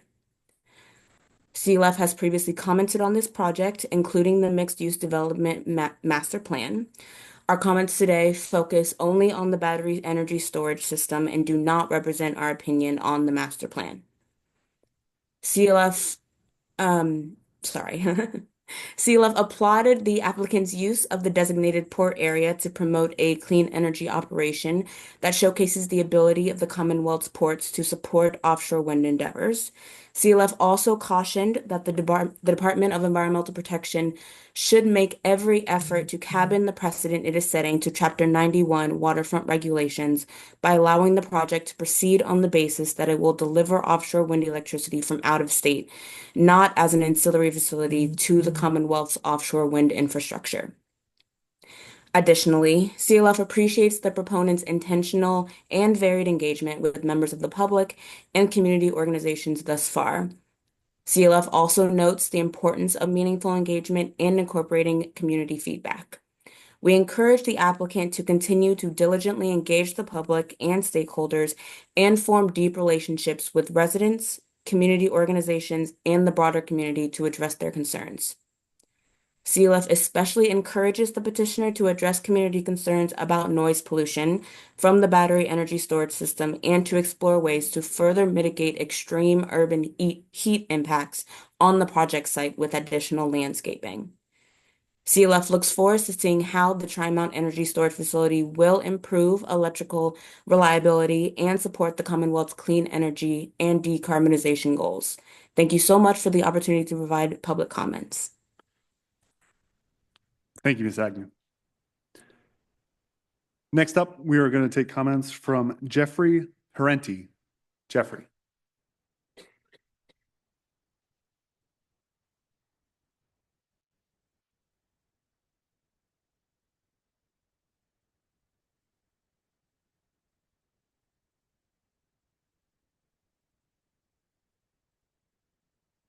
Hi, Jeffrey Parenti, Parente, 25 Paris Street in Everett.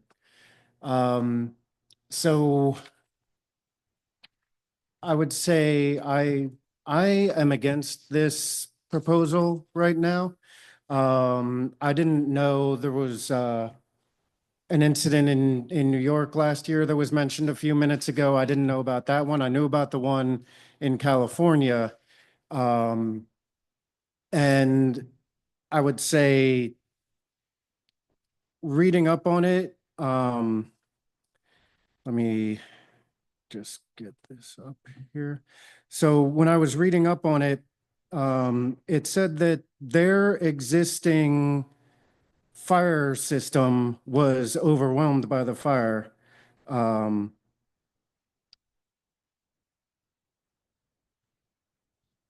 So let me see. So the article that I read, it says, quoting from the article, our first unit on scene arrived and found that there was smoke coming out of the building. At least one battery was on fire. Due to the intensity of the fire and smoke and superheated gases, roughly about an hour and a half into the incident, conditions changed drastically. A fire suppression system was overridden and led to the fire overtaking the system and eventually overtaking the entire building. So I know it was mentioned that there would be sensors, things would be monitored remotely. That doesn't sound like a very good safety system to me. Sensors can fail. Remote monitoring can go down. It was mentioned that there's only going to be 7 employees at this facility, and some of those are going to be landscapers. It seems like there needs to be people in the building. There need to be redundancies for the fire suppression system. I'll say it was also mentioned earlier that this plan is up to code as far as the current fire regulations go. But I'm originally from Philadelphia. My grandfather was a firefighter in Philadelphia back in the day, and his brother-in-law. And they would tell a story about how there was a fire in the 70s, a high-rise building. Back then, they had these massive air conditioning units on the roof. The fire was so extreme that with that air conditioning unit on the roof, it collapsed the roof and firefighters were killed. I forget how many. They died as a result of it, and then the regulations changed. So all I'll say as far as the regulations go, the regulations may not necessarily be adequate. Just because it's up to regulations now doesn't mean that that is good enough for this technology. Yeah, that's it. Thank you for your comments. I would ask if the company has any specific response regarding the fire system as well as the monitoring systems on site. Yes, and first to just distinguish the incident that the previous individual talked about. As we mentioned, our proposed system is container-based, which is meant to limit any incident should one even incur or happen, excuse me. The situation he talked about was a building-based BESS that was not in containers. It was open racks within a large facility that allowed the incident to spread across. All of the safety mechanisms that we talked about and the standards that we talked about that this facility would meet or exceed were not in place in that situation. If the company could provide some additional information regarding the monitoring systems and or physical presence on the site throughout operation. Sure. There are multiple levels of monitoring that are going on 24/7. What's happening there goes to the off-site operations. Those include heat monitoring, gas monitoring, as well as the monitoring of the individual batteries themselves. When there are issues there, that can be addressed and notified from that remote situation. If there was an incident, there's an operations center for the first responders, if they were to arrive, so they can get that information to properly respond. Thank you. This time we're going to move on to the individuals who had signed up in person today. First up is Chris Decker. Chris. Again, please come up to the mic, and spell your last name as well as your address. Good evening. My name is Chris Decker, Decker. I represent Bond Civil and Utility. We have a facility at 123 Spring Street in Everett. I offer comment today in support of the TriMet Best project. Bond is a local union contractor having operations in Everett since 1907. Given that this project is approved and moves towards development, Bond has the opportunity to build the project, bid on and build the project. And as a local builder, we are very much looking forward to potentially constructing an impact project in our own backyard that creates local union jobs and develops reliable energy infrastructure that benefits the future of the community. Thank you. Thank you for your comments. Next up, Fred Connor. Fred.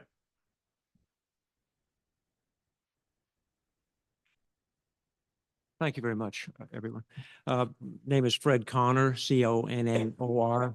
My address is 113 Overlook Drive in West Springfield. I want to acknowledge the concerns that people have here, but also those people that are in favor of the program because of the benefits that have been touted in terms of the apprentice program and things of that nature. But my concern is one as to the risk, and that's really up to the community here to decide. Is what is the acceptable level of risk, and I pay particular attention to the fire chief and his remarks because he's going to be tasked with fighting a fire, and I don't hear a vote of confidence from him, and that's very concerning to me. What else is concerning to me is the sense of urgency about this project, and they make reference to the mass climate target 2025. In light of the most recent developments we've seen in California, Moss Landing, most particularly, which we're all familiar with, and in upstate New York as well, I'm concerned that we're rushing the item in Everett here and rushing the project and casting caution to the wind and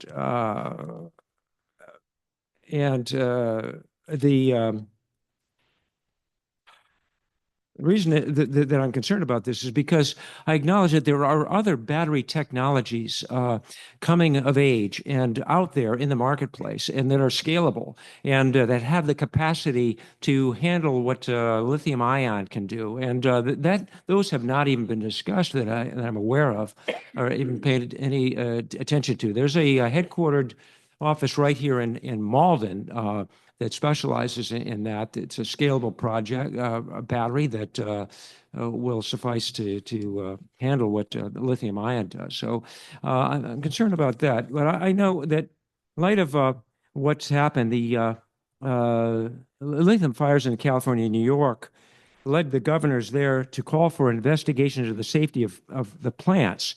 The legislatures filed bills to pause, number one, to pause siting lithium battery storage sites. Number two, to require buffer zones between battery storage sites and communities or ecologically fragile areas. And number three, mandate local engagement and permitting rather than allow state agencies to prove on their own. So, I think we're all for clean energy.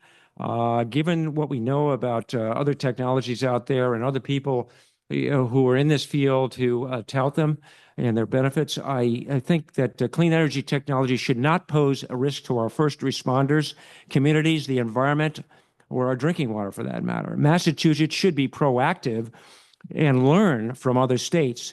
We all want safe, reliable, efficient, and affordable energy. We have a right to clean air, water, and soil. But what we cannot take the risk that nothing bad will ever happen.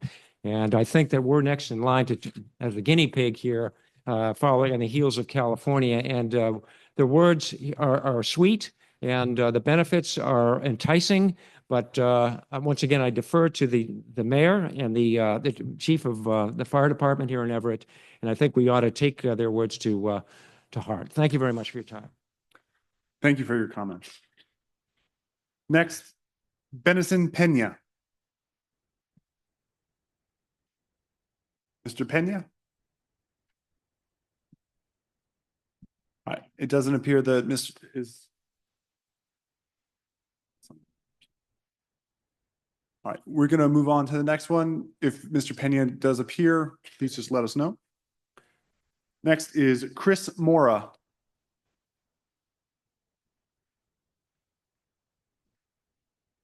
Good evening. My name is Chris Mora. I represent Davis, the owner of the 100-acre parcel, former ExxonMobil terminal. We bought the property in Mr. Mora, could you just spell your last name for Mora, M-O-R-A. I'm at 125 High Street in Boston. So as I said, I represent Davis. We bought the former ExxonMobil terminal, 100 acres, in December of 2023. We've been since then remediating the site. We've taken down 27 out of 29 tanks that were there previously, and we've demolished about 8 out of the 19 bunker tanks. Some of them actually in the southern portion of the Trimont facility. We are here to provide support to this project. We have been working with Jupiter, and excuse me for a second. We've been working diligently to remediate the site, 20 acres. That means that we still have 80 acres that we're planning to develop. And we've been planning with the city, with the planning department, a master plan where the Jupiter facility is essentially, the way we see it, it's a bit of a buffer between industrial uses that we will have on site and more mixed-use district that we will have on the western portion of the site. There were some concerns raised here about safety of the site. We have gotten comfortable with, for all the reasons that Jupiter described, about having this facility in proximity to the rest of the development. Lastly, as a personal note, I actually toured one of Jupiter's facilities in Houston just recently, and I was surprised by the level of safety, both from the safety officer before we were even let in the site. We had to sit through an entire training before doing so. So again, we're here and we're happy to provide support for this project. Thank you for your comments, Mr. Mora. Next up is Chanton Green. Come on down, Mr. Green. Hello, good evening. My name is Chanton Green. My address is 27 Moreland Street in Boston, and thank you for the opportunity to speak this evening. I am a representative of the Boston Building Trades Unions. I'm also a Building Pathways pre-apprenticeship grad, and also a local 550 journeyman sprinkler fitter by trade. We represent over 35,000 members across 20 different building trades unions, and we represent thousands of members who live and work right here in Everett. We also work with over 3,300 responsible union contractors who employ our members, but also see the significant value in treating workers with dignity and respect through fair wages, access to health care and retirement benefits, as well as debt-free training and education through registered apprenticeships. All things needed to stay, live, and raise a family right here in Everett for future generations. I'm here tonight to voice my support for the Jupiter Power Project. We believe in good jobs. We believe that good jobs help build even stronger communities. As for labor, this project will be a big project creating hundreds of career opportunities that the community can benefit from. Green jobs should be good union jobs, and other states are using this to grow workforce development opportunities, and we should be providing the best opportunities for workforce development through registered apprenticeship training right here with this project. Right now is our opportunity to teach the next generation about green power, green jobs, and show them how a contaminated, dirty energy worksite can be transformed by the community and will assist in the region's energy needs. We have always been a national leader on issues of progressive importance, especially workforce development. the clean energy sector, renewable energy goals, and green jobs. This is the next critical frontier that this project will be a part of, and tonight I speak in support. Thank you. Thank you very much for your comments, Mr. Green. I'm now going to move on to the last one that we have signed up for this evening, and then we'll move on to anyone else who would like to make any comments. City Councilor Stephanie Smith. I'll have you come on down. And thank you, City Councilor at Large Stephanie Smith, PHANIE SMITH. I'd first like to thank Jupiter for all the engagement that they had with us. It's one of the most projects that I've been in and that has been transparent, always open to having meetings at their offices or on calls. So I'd like to thank them for that and engaging with the city. I do have a question about the energy savings that I know will be passed down to the power companies, but how do you ensure that does get passed down to the residents, especially the Everett residents, if we're having this in our backyard? And as part of this is supposed to be a savings, how does that get tracked and how do we ensure that's just not an empty promise as part of their project is my only question. Thank you. Thank you, Ms. Smith. I'm going to open it up to the company to provide an additional comment regarding the function of a BESS project and how that would affect peakers within the system. How does that affect consumer rates? Sure.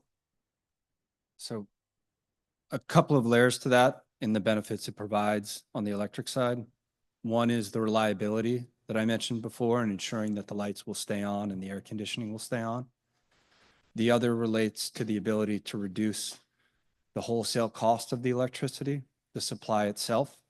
As those costs go down, so do the costs for consumers, because those costs in Massachusetts are simply pass-throughs from the investor-owned utilities down to the consumers. So as the costs for the utilities go down, the costs for the consumers go down one for one. Thank you. Now that's all that we have as far as pre-registered and people that had signed up here this evening. Is there anyone here that did not sign up that would like to provide an additional comment? I'm seeing 2 hands raised here in the auditorium. I'm going to have the gentleman who's seated come down first. I saw his hand first. I'll have you come down. Please again say your name, say and spell your name for the record, as well as your address and or affiliation. Thank you for this wonderful presentation and thank you for allowing me to speak. My first name is Alfred, last name Latanzi, L-A, double T as in Thomas, A-N-Z-I. Councilor Smith just asked about the savings on energy.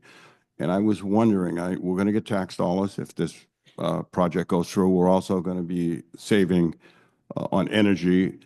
Is there anything else that the residents of our city are going to reap any kind of benefits? I'd like to have an exact figure or an exact statement on what they'll save by this project being pushed forward. That's something I'm very interested in, and I know a lot of the residents are as well. Thank you. Thank you. Okay. I'll open it up to the company to provide some specific benefits that they envision for the city of Everett or any additional comments that they'd like to provide at this time. Sure. As mentioned before, a draft host community agreement has been circulated to the administration. That will continue to be negotiated and will provide further insight on the specific benefits. But what has already been mentioned, and I certainly want to reinforce, particularly after the comment from the building trades unions, are the training programs to enter into the trades for Everett residents and Everett public school students. Thank you. Thank you. We had one additional person here in the room who'd like to make a comment. Please come on down, sir.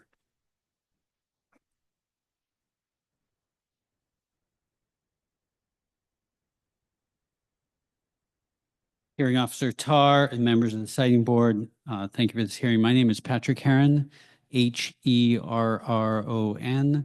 I represent the Mystic River Watershed Association. We're a regional environmental organization located in Arlington, Massachusetts.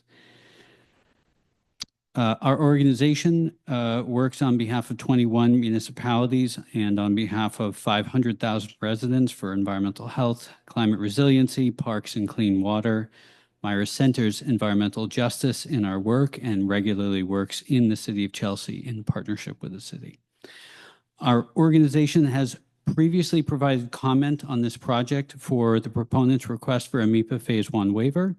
Our organization supports and encourages resilient maritime industrial development in the Lower Mystic designated port area, which advances our region's transition to clean energy. The effort to cite a BESS facility as the first phase of development can stand out as a model for how we transition our economy and is ideally positioned at the nexus of our current energy system and emerging offshore wind, both state and outside of state in this case. The elevation of these parcels to 2070 flood levels ensures resilient development. We support the siting of the Tri-Mount Energy Storage Facility, and we echo others who applaud the applicant's use of the designated port area to promote a clean energy operation. I'll also note that we heard a lot of concerns from the community tonight, and we would encourage the proponents to prioritize building trust and meaningful relationships with the members of the Everett community. This is a historic moment poised to transform land that has hosted such harmful and pollutive industries over the last 75 years. Finally, we do also encourage additional dialogue on how the design of the buildings can mitigate sound and urban heat islands and provide landscape design that is welcoming, sustainable, and aesthetically pleasing. Thank you very much. Thank you. Now I will invite anyone else that is appearing via Zoom that would like to provide any additional comments. First up, we have moved one person into the panel, Stephanie McLaughlin. Stephanie, you are now in the panel. Please provide your name, address, and spell your name for the record. Hi, my name is Stephanie McCullough. My last name is spelled McCoulaugh. I live on 46 Calhoun Avenue in Everett. I'm generally in support of this project. While I hope that the stadium plans go through, there are no guarantees. Given the lack of certainty around construction and tariffs, I'd rather see some development in Everett than none. I also appreciate the potential to secure greater grid stability and support sustainable development. That said, I do have some serious concerns and questions. So I guess to start off, I'd like some explanation as to what your safety records are for your other sites. How many fire incidents have you had relative to how many sites you have? What is your TRIR? What is the recommended buffer zone? And does the site meet that criteria? If the fire chief of Everett doesn't approve, he clearly does not think that training is a sufficient risk mitigator for this project. So I would at a minimum like to push for the development of an additional fire station to coincide with this project. Some additional questions that I have is, will this project limit what else can be built in the area from a safety perspective? Will it raise surrounding home insurance prices due to fire risk? And do the remote monitors work in the case of a power outage? Additional questions that I have, are there any proposed monitoring wells to monitor in the case of battery leaks? Are the battery containers double walled? And lastly, what is the typical lifespan of a battery facility and how are they decommissioned? Thank you. This time I'll open it up to the company to provide additional comment regarding the comments we just heard. Sure. First off, there have been 0 fire incidents at any Jupiter Power facility. Additionally, and there were a number of questions in there, so I'm going to do my best to answer what was expressed. The site and the facility is very intentionally and thoughtfully designed to ensure that if there is an incident, It does not spread, and that starts from any individual container. Forget about beyond the site itself.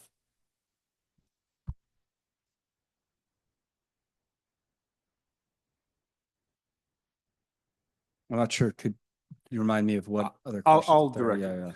yeah. Does this limit what is able to be constructed on the site or in adjacent sites? Not to our knowledge, no. She had concerns regarding insurance costs for surrounding properties. Does this have any effect on insurance costs, or have you had any communication with insurance companies regarding the effect that the battery storage system would have? We have heard nothing about increased insurance costs, and as I said, it is very much designed to avoid an incident, and then if there is an incident, to ensure that it is on site and within the site mitigated. And then her next question was regarding power outages. What are the redundancies in place regarding power outages if there was to be one, regarding the monitors for I know that there's like 10 different monitors you've cited to. What are the redundancies in place? As far as the backup power that's available, Yes. my understanding,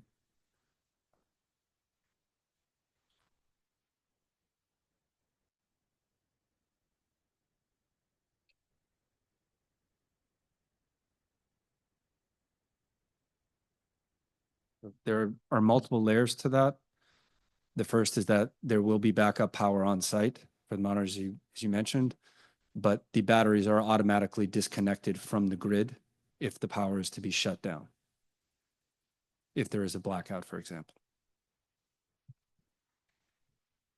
So just for clarity, if there was a blackout or if there was some kind of power outage at the Mystic substation, your indication is that power would completely shut down from the battery system so that the 115 and the 345 would terminate then on site?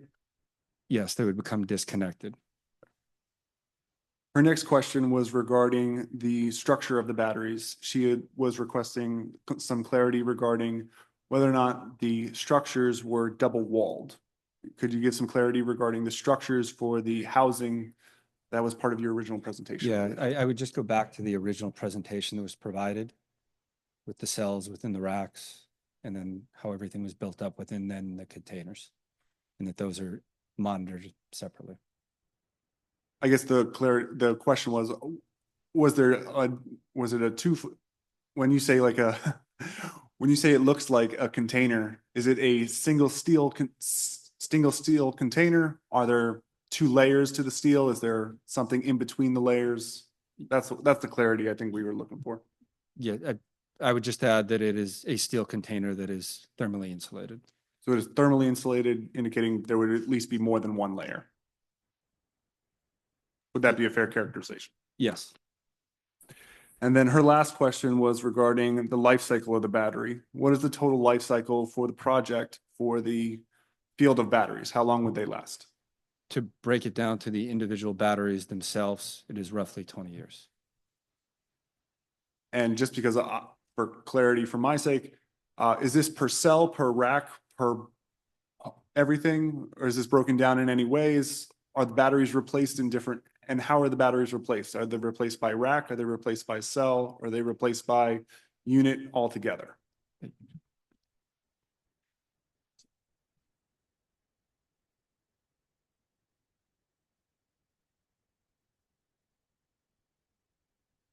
It can be by both the module or the enclosure, and it depends how the batteries are operating will also be monitored over years, and it's based on that information that those commercial decisions will be made. Thank you for your time.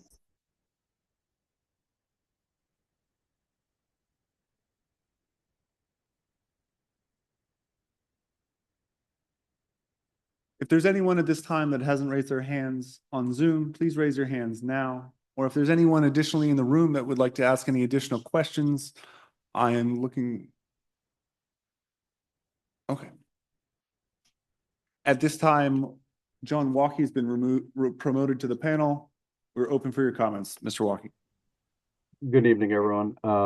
Thanks for having the hearing. And my name is John Walkie, Walkey, Director of Climate Justice at Green Roots. We're at 90 Everett Ave in Chelsea, just over the border.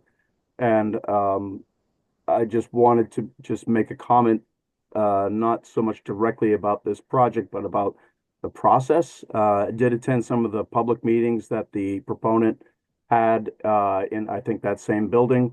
And they did a good job sort of presenting some of the information they have on the safety measures and the operations of it. It actually was a bit more detailed, I think, than what was presented here this evening. So I'd highly encourage that they use those materials to answer some of these questions that folks may have if people follow up. And I want to commend everyone in the community that came out tonight and gave their comments and concerns and questions, whether they were for or against it. It was really good to see people evaluating this and the information getting out there. I think, as you know, we have sort of a track record with the EFSB, and it feels as if the process has changed quite a bit from, at least from my perspective, from where it was a number of about 10 years ago. So that's all positive. And so for a project like this, I just encourage that the communication continue between the proponent and the community members, especially in regards to those the benefits that the community that's housing this infrastructure. No one really wants this infrastructure in their backyard. However, if you're going to have it, it does have some benefits for the larger grid writ large, but you should make sure you get your benefits as well, given the fact that you're hosting it. And so I'll just leave it at that, and thank you for this opportunity, and thank all involved in moving this process forward. Thank you for your comments, Mr. Walkie. One final time, is there anyone here in the room or on Zoom that would like to provide any additional comments at this time? Seeing no hands raised here in the room or on Zoom, I would like to thank everyone for participating. I would like to remind you that the comments and requests for participation in this matter are due by by Friday, April 25th, 2025. Again, Friday, April 25th, 2025. We do welcome your input and questions. That information is invaluable in our review of the proposed project.